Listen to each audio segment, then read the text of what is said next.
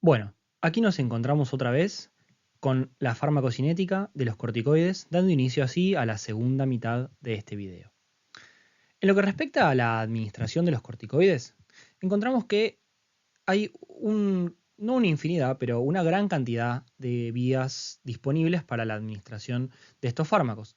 Tenemos que recordar que los glucocorticoides son drogas modificables con una gran cantidad de vías de administración derivadas de estas modificaciones.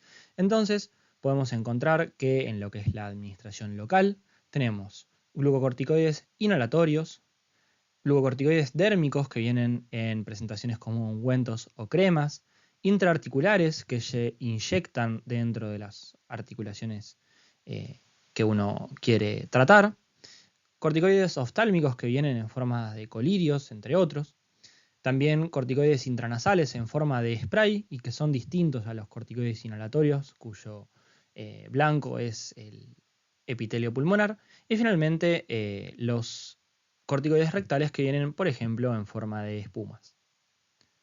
Tenemos que recordar que la administración local puede estar seguida de absorción sistémica y siempre tenemos que estar pendiente de esto, ya que cuando nosotros administramos un fármaco con un objetivo local, justamente lo hacemos para prevenir todos los efectos sistémicos.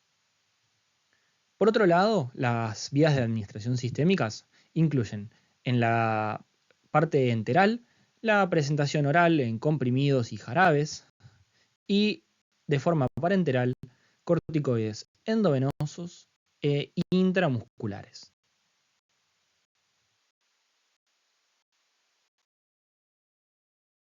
En la bibliografía van a poder encontrar detalladamente los distintos corticoides que integran esta gran familia de fármacos con sus diferentes vías de administración, pero nos pareció útil darles como repaso quizás los más importantes dentro de cada categoría.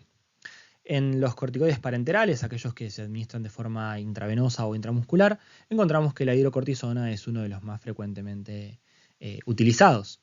También la hidrocortisona se encuentra como uno de los más frecuentes dentro del grupo de corticoides orales, aunque también son muy importantes la prednisona y la prednisolona, por diferencias que ustedes podrán suponer relacionadas con los efectos adversos y lo que estuvimos viendo en la tabla anterior. Dentro de los corticoides de uso local vamos a destacar aquellos inhalatorios como budesonide y fluticasona, de los cuales hablaremos más adelante, y aquellos dérmicos, también como la hidrocortisona, aunque no hay que olvidarse del clobetasol o la mometasona.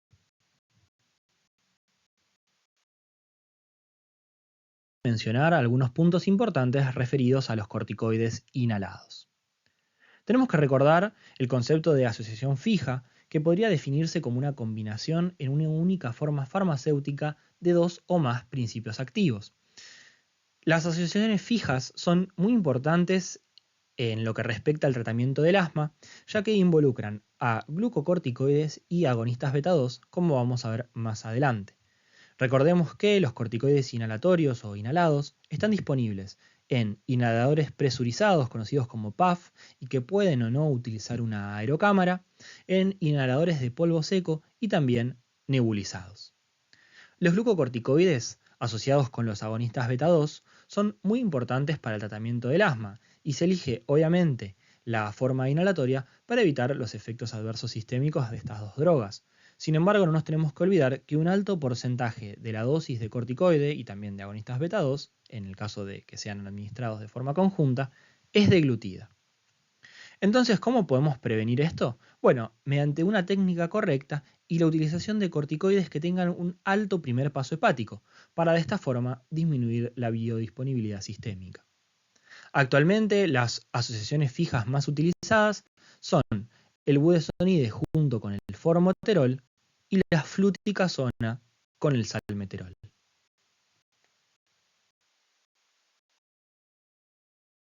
La distribución de los corticoides exógenos sigue los mismos principios de la distribución de los corticoides endógenos. Se caracterizan por circular unidos a proteínas plasmáticas con una fracción unida a la CBG, a la hormona transportadora de corticoides, que es bastante amplia, una menor proporción unidos a la albúmina, que recordemos tiene una baja afinidad por los corticoides, pero una alta capacidad, y tiene particular relevancia en algunos corticoides sintéticos. Y luego, bueno, un porcentaje libre, que suele ser variable, pero como vimos anteriormente, ronda el 3%.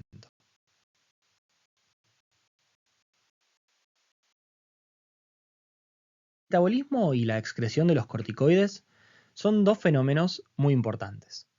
En primer lugar, tenemos que recordar que a nivel del hígado hay diversas enzimas que pueden interactuar con los corticoides. La 11-beta-HSD1 suele ser la responsable de la activación de las prodrogas, mientras que el CYP3A4 suele ser el responsable de la inactivación y fuente de numerosas interacciones entre los corticoides y otras drogas. A nivel renal tenemos que recordar que la 11-beta-HSD2 es la encargada de la regulación renal de los efectos a nivel de los mineralocorticoides. Luego de la inactivación por esta enzima, los corticoides serán excretados en forma de metabolitos. Tenemos que mencionar algunos corticoides que son prodrogas, como la prednisona, la metilprednisona y el deflazacort, y aquellos que son resistentes a la inactivación por la 11-beta-HSD, como los que tienen un doble enlace, como la prednisolona, y los fluorados como la dexa o la betametasona. Recordemos esta reacción fundamental entre el cortisol y la 11-beta-HSD2 que deriva en la formación de cortisona, metabolito inactivo. También tenemos que mencionar que la piel es un sitio importante de metabolismo de estas drogas, aunque no tiene la relevancia que tiene el hígado, pero sí tiene un papel importante en la administración de los corticoides tópicos. Ahora pasamos a la sección de las precauciones para su uso, que involucran a los efectos adversos, a las interacciones y a las contraindicaciones. Las interacciones medicamentosas de los corticoides pueden ser clasificadas en dos grandes grupos. Por un lado, las interacciones farmacocinéticas, que se producen principalmente con los estrógenos, con las hormonas tiroideas y con inductores y represores enzimáticos. Recordemos que los inhibidores del citocromo 3A4 aumentan la biodisponibilidad sistémica de los glucocorticoides, incluidos los inhalados, ya que como vimos antes, estos podían ser diluidos. Entonces, es una contraindicación la administración de corticoides con inhibidores de proteasa, que son drogas utilizadas para el tratamiento del HIV, con azoles antifúngicos, que también son fuertes inhibidores del citocromo, y demás drogas que ustedes probablemente conozcan.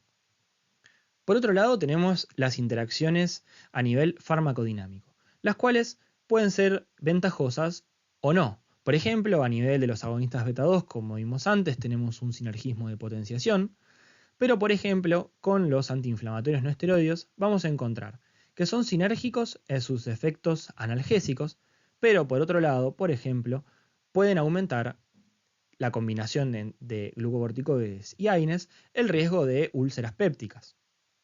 También tenemos interacciones a nivel de los diuréticos y a nivel de los hipoglucemiantes y antihiperglucemiantes por los efectos que vimos anteriormente. Grupos farmacológicos, es muy importante clasificar a los efectos adversos. En este caso, los podemos clasificar en locales y en sistémicos, relacionados con la vía de administración.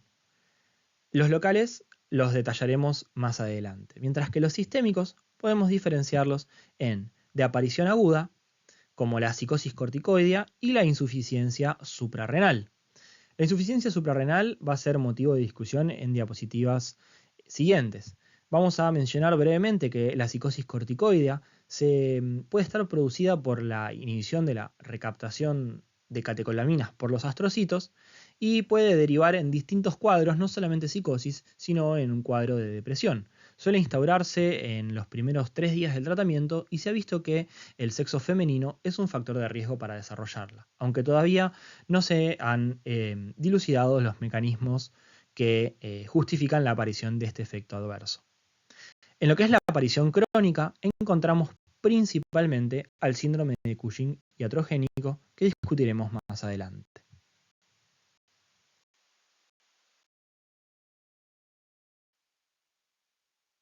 Los efectos adversos locales que vamos a destacar en esta presentación son aquellos relacionados con la administración inhalatoria y la aplicación dérmica. En lo que es la administración inhalatoria encontramos que la proteólisis de las cuerdas musculares y la consecuente disfonía es uno de los más frecuentes. Por otro lado, la candidiasis orofaringea relacionada con la disminución de los mecanismos inmunitarios, ¿sí?, a nivel de las mucosas, y el riesgo de efectos adversos sistémicos por absorción, particularmente en los niños. La prevención de la mayor parte de estos efectos adversos se realiza mediante la instrucción al paciente para que realice buches para enjuagar la mucosa y eliminar el fármaco que pudiera quedar depositado, y obviamente mediante la explicación de la correcta técnica, la cual es muy importante. Por otro lado, a nivel de la piel podemos encontrar que los corticoides pueden producir adelgazamiento cutáneo y telangiectasias, que pueden producir estrías e inclusive dermatitis, y que tienen riesgo de efectos adversos sistémicos por absorción tanto en los niños como en los ancianos y cuando se utilizan con un vendaje oclusivo, lo cual mejora en gran medida los efectos locales, pero también el riesgo de la absorción sistémica. Vamos a hablar del síndrome de Cushing iatrogénico, que agrupa los principales efectos adversos crónicos de los glucocorticoides. Recordemos que iatrogénico hace referencia a algo que es producido por la intervención médica. Como vemos en este diagrama, ¿sí?, el síndrome de Cushing se caracteriza por las diferentes alteraciones, como por ejemplo, las fases características de luna llena, el enrojecimiento de las mejillas y la aparición de una jiba dorsal por depósito de tejido adiposo. Además, relacionado con el metabolismo de los lípidos, podemos encontrar el adelgazamiento de las extremidades y el aumento del perímetro abdominal por la lipólisis periférica y la lipogénesis central. También podemos encontrar cambios como, por ejemplo, la ginecomastia y la aparición de las características estrías rojo-vinosas a nivel del abdomen, los glúteos y las piernas. Otro cambio relacionado con la piel consiste en el adelgazamiento de la misma, la facilidad para el desarrollo de equimosis y además alteraciones en el trofismo cutáneo que pueden llevar a fallas en la cicatrización de las heridas. También es muy importante en el síndrome de Cushing iatrogénico producido por la administración crónica de corticoides, las alteraciones en el trofismo óseo manifestadas como osteoporosis. Otro de los cambios importantes es la hiperglucemia, ¿sí?, que se pone de manifiesto por este efecto hiperglucemiante que tienen los corticoides. Cambios a nivel de la presión arterial incluyen la hipertensión arterial justamente. Podemos encontrar que se pueden producir mialgias en pacientes que reciben los corticoides de forma crónica y además un riesgo aumentado a las infecciones, principalmente la predisposición para las infecciones fúngicas, aunque también por cualquier otro tipo de microorganismo, ya que recordemos que los corticoides alteran en gran medida el funcionamiento del sistema inmunitario. Por otro lado, a nivel renal, también se producen una gran cantidad de modificaciones que están relacionadas con la hipertensión arterial, como por ejemplo la retención de sodio, la excreción de potasio, la excreción de calcio y la tendencia a la alcalosis.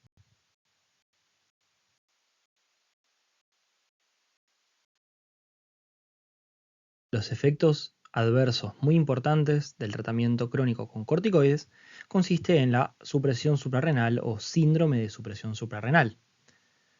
Si recordamos del repaso de fisiología, el cortisol ejerce un efecto fisiológico de feedback negativo a nivel de la hipófisis y del hipotálamo. Sin embargo, si nosotros administramos cortisol exógeno durante un periodo prolongado de tiempo, vamos a lograr inhibir este eje y disminuir principalmente la secreción de ACTH. Recordemos que la ACTH tenía como una función muy importante la estimulación trófica de la glándula suprarrenal. Entonces, nosotros al administrar cortisol por periodos prolongados de tiempo, vamos a terminar disminuyendo la estimulación de la ACTH sobre la suprarrenal y produciendo entonces una atrofia de esta glándula. La disminución entonces de este estímulo trófico genera una atrofia cortical de la suprarrenal. ¿Y qué va a suceder luego de una atrofia cortical? Bueno, nuestra glándula suprarrenal no va a poder producir corticoides a medida que el cuerpo lo necesite. En el caso de un tratamiento crónico con corticoides, la dosis diaria requerida por el cuerpo de esta hormona va a estar cubierta de forma exógena. Nosotros, por ejemplo, en una patología inflamatoria, administraremos una dosis alta de glucocorticoides todos los días. De esta forma, trataremos la patología inflamatoria y además, si bien inhibimos y generamos una atrofia de la corteza suprarrenal, vamos a estar dándole al organismo la dosis que necesita para el metabolismo normal. Ahora bien, ¿qué puede suceder si nosotros no administramos esta dosis de corticoides? Por ejemplo, el paciente se olvida de tomar un día el comprimido o nosotros suspendemos bruscamente un tratamiento crónico con corticoides. Bueno, nuestro cuerpo lógicamente va a seguir requiriendo todos los días una concentración mínima de corticoides, pero nuestra glándula, que se va a encontrar atrofiada, no va a poder responder produciendo esta hormona. Entonces vamos a encontrar distintas manifestaciones.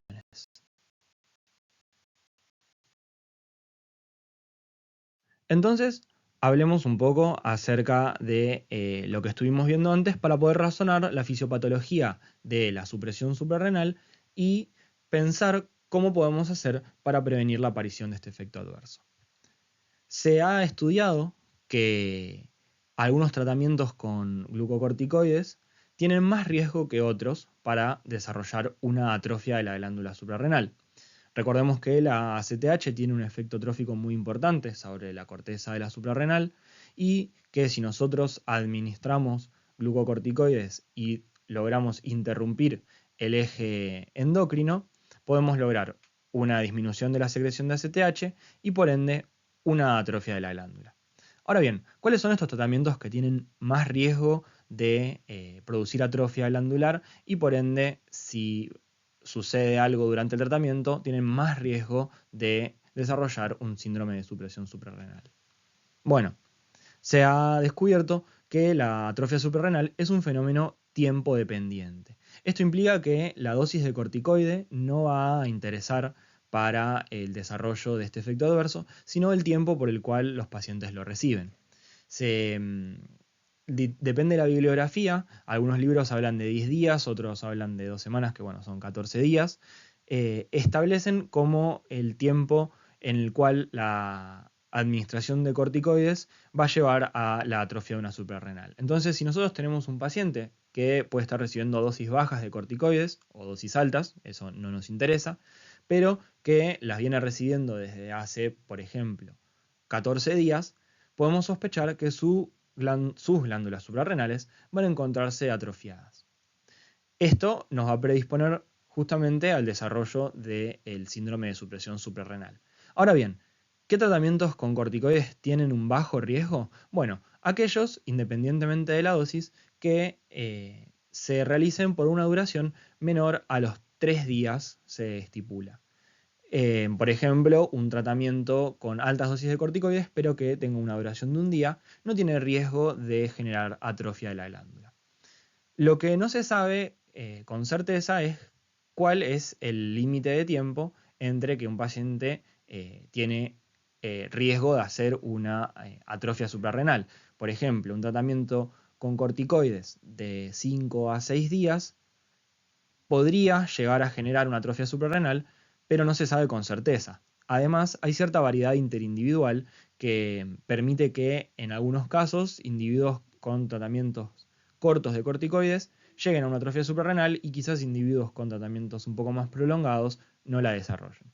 Lo importante es que los tratamientos prolongados con glucocorticoides tienen un altísimo riesgo de atrofiar la glándula suprarrenal. ¿Y qué es un tratamiento prolongado? Un tratamiento que dura más de 10, 14 días. Ahora bien, un tratamiento que se acerca a los 10 días, por ejemplo, por poner un límite arbitrario, 7 días, debería ser considerado un tratamiento de moderado riesgo de atrofia suprarrenal, por lo cual deberíamos tomar, las medidas que ya vamos a ver para prevenir la aparición de este síndrome. Por otro lado, los tratamientos cortos, independientemente de la dosis que usen, por ejemplo, un tratamiento de 1, 2 o 3 días, no se deberían asociar con atrofia de las suprarrenales. Dicho todo esto, tenemos que referirnos un poco a qué consecuencias trae que la glándula suprarrenal esté atrofiada. Y en este caso tenemos que referirnos a la incapacidad para responder al estrés que puede llegar a tener el organismo. Recordemos que los glucocorticoides juegan un papel fundamental en la respuesta al organismo a situaciones estresantes, entendiendo situaciones estresantes como desafíos a los que se le imponen al cuerpo, como una infección, un acto quirúrgico, un accidente grave, o sea, un traumatismo, que requieren justamente un aumento en la producción de corticoides endógenos. Ahora bien, un paciente que se encuentra recibiendo corticoides de forma prolongada y que tiene su glándula atrofiada, tiene mucho riesgo de no poder responder justamente a determinados tipos de estrés. Por ejemplo, encontramos que los actos quirúrgicos o los accidentes de tránsito configuran aumentos en el requerimiento endógeno de corticoides. Entonces, estos pacientes obviamente no van a poder suplir esta necesidad aumentada que tiene el organismo, aunque se les esté administrando actualmente un tratamiento con corticoides. Su glándula no va a poder generar o sintetizar más corticoides para responder a estos fenómenos estresantes. Por otro lado, tampoco va a poder sintetizar corticoides para el día a día un paciente que tenga una atrofia de la glándula suprarrenal y que se le hayan, por ejemplo, suspendido bruscamente los corticoides. O sea, un paciente que viene tomando corticoides de forma crónica, olvida algunas dosis, bueno, su glándula suprarrenal no va a poder volver a sintetizar corticoides porque se encuentra atrofiada y no va a poder hacer frente al esfuerzo requerido día a día para el cual se sintetizan los corticoides normalmente. Entonces, el aumento de los requerimientos o la dosis insuficiente generan riesgo de una insuficiencia suprarrenal aguda en los pacientes obviamente que tengan una atrofia de la glándula suprarrenal. Y entonces, ¿cómo se manifiesta la insuficiencia suprarrenal aguda? Bueno, es un cuadro que debe ser considerado una emergencia, es un cuadro de gravedad, en donde el paciente va a manifestar sintomatología que puede ser inespecífica, como mialgias, o sea, dolor muscular, artralgias, dolor de las articulaciones, puede presentarse con nerviosismo e inquietud. También puede haber alteraciones en otros signos vitales, como por ejemplo taquicardia y disminución de la presión arterial, que justamente nos deberían hacer sospechar en un paciente con las características que su glándula suprarrenal no está produciendo los corticoides necesarios. Este síndrome de insuficiencia suprarrenal aguda puede comprometer la vida del paciente. Entonces, siempre tenemos que estar pendientes de la necesidad de suplementación. ¿En qué momentos tenemos que suplementar a un paciente? Bueno, en el caso de que sospechemos que su glándula suprarrenal está atrofiada, por ejemplo, un paciente en tratamiento crónico con corticoides, y que se está enfrentando a alguna situación que pueda aumentar su demanda de corticoides, por ejemplo, lo que habíamos mencionado antes, o que esté cursando una insuficiencia suprarrenal aguda en este momento, por lo que fuere, y requieren tratamiento sustitutivo con más glucocorticoides. Es por ello que se recomienda que los pacientes con riesgo de insuficiencia suprarrenal aguda estén correctamente identificados con, por ejemplo, brazaletes de este tipo. Esto es una foto que saqué de internet. Desconozco si acá en Argentina existen brazaletes similares, pero imagino que sí, ya que es una complicación bastante grave. Entonces, tanto en el ámbito cotidiano como en el ámbito hospitalario, es muy importante tener identificados a los pacientes que de, por ejemplo, sufrir un accidente o tener alguna infección o ser candidatos para alguna cirugía, necesiten recibir glucocorticoides. Ahora bien, hemos visto entonces que la supresión suprarrenal se manifestaba ante la interrupción aguda del tratamiento con corticoides. ¿Cómo podemos prevenir entonces este efecto adverso cuando la terapia con corticoides ya ha finalizado? Bueno, hay una estrategia conocida como retirada paulatina o tapering, que consiste en disminuir de forma lenta la dosis de corticoide administrada al paciente para de esta manera permitir que el eje endocrino que culmina con la producción de ACTH logre estimular a la glándula. Recordemos que si la glándula está atrofiada, la vuelta hacia el eutrofismo, o sea, hacia el correcto funcionamiento de la glándula, lleva bastantes días. Entonces, por ejemplo, en pacientes que están en tratamiento mayor a 10 días, ¿sí? Y cuantos más días, más riesgo, tenemos que ser muy atentos al disminuir la dosis de corticoide. Se barajan distintos esquemas de reducción de dosis, por ejemplo, disminuyendo el 25% semanal de corticoide. De esta forma, entonces, prevenimos la aparición de la insuficiencia suprarrenal aguda, ya que damos el tiempo necesario para que la glándula se vuelva a poner en funcionamiento. Por otro lado, tenemos que recordar que aunque estemos en un periodo de tapering o de retirada de los corticoides, si el paciente llegara a tener alguna situación que aumenta la demanda de los mismos, vamos a tener que suplementarlo.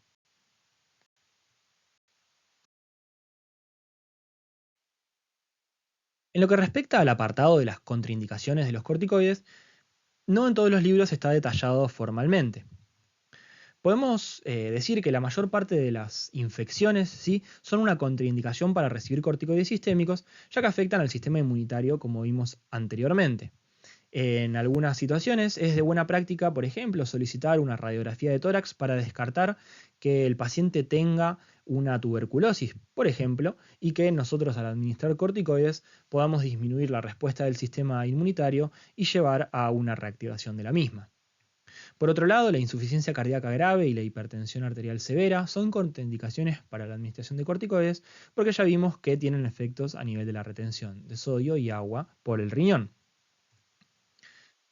Por otro lado, haciendo referencia a lo que habíamos visto al principio, la presencia de tuberculosis o micosis, por ejemplo, sistémicas endémicas o que tengan implicancia en la vida del paciente, es una contraindicación para recibir corticoides, ya que estas lógicamente pueden progresar hacia cuadros más severos. La administración en pediátricos es un tanto controvertida. No es una contraindicación, por lo menos registrada en los libros de farmacología, la administración en pacientes pediátricos, pero sí nos tiene que llevar a una correcta evaluación del riesgo-beneficio, ya que, como vemos, los corticoides se asocian con una reducción en la velocidad de crecimiento y obviamente que esto puede tener un impacto en la estatura final de los niños. La terapia inhalatoria, sí, también se ha asociado con disminución de la velocidad de crecimiento, pero no todos los fármacos, sino que algunos. Entonces se recomienda utilizar con precaución, evaluando riesgos y beneficios. Obviamente que si tenemos, por ejemplo, un paciente con asma grave que requiere la utilización de corticoides, va a ser mucho más fácil pensar en el beneficio del tratamiento. No así quizás otras patologías que puedan tener distintas alternativas terapéuticas.